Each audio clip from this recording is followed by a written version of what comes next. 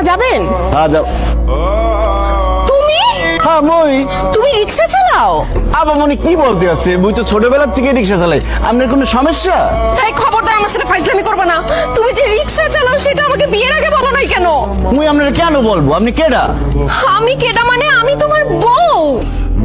আপনার চেহারা, চোখ, হাত, পা, গাল, গলা সবকিছু হুবহু আমার স্বামী সবুজের মতো। ম্যাডাম হয়েছে কি, এই দুনিয়াত এক চেহারা 7 জন মানুষ আছে, এর লিগেই আপনার স্বামীর সাথে মোর চেহারা মিলে গেছে, কিন্তু মুই আপনার স্বামী না। দোস্ত বাদ দে তো, তোর স্বামী রিক্সা চালাতে যাবে কেন? এইটা তো স্বামী না, চল তো। আচ্ছা ভাই, আপনি আপনার শার্ট খুলেন, কারণ আমার স্বামীর বুকের মধ্যে একটা জন্ম দাগ আছে, কালো দাগ।